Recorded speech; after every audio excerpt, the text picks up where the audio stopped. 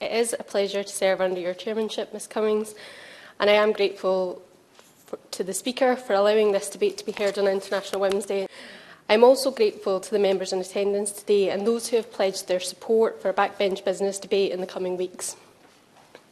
1 in 4 pregnancies do end in miscarriage. When we talk about miscarriage, often this is an umbrella term for a number of conditions. There is never any logical reason why a miscarriage occurs. On most occasions, it is the most heartbreaking thing that can happen to a person. And the Miscarriage Association has also highlighted that ectopic and molar pregnancy are among those that should be considered, and it's important that they are included in this debate as well as any related policy changes. The loss of a baby is a major source of grief, which many parents will carry with them for the rest of their lives.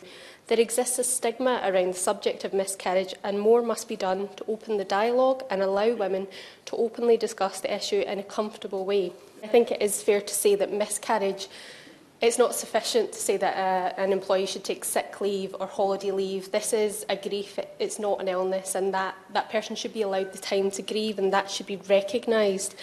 As I have mentioned, miscarriages defined in the UK as occurring before 24 weeks of pregnancy. But at present, there is no provision for those who experience baby loss before 24 weeks. A dedicated workplace policy is just one of the many ways that employers can give meaningful support, and this is also further evidence that employers recognise the significance of such a life event. But without the consistency of application, the government must do more to ensure that employers can support their employees. Therefore, it is up to this government. The rest of the UK should not be left behind, but should follow the lead of the devolved governments and introduce statutory paid miscarriage leave across the UK. Pregnancy should be a time of celebration, expectation and joy. But when a pregnancy loss occurs, it is not only the loss of the pregnancy, but the hopes and the dreams that expectant parents had for their little life, and it can be incredibly difficult on expectant parents.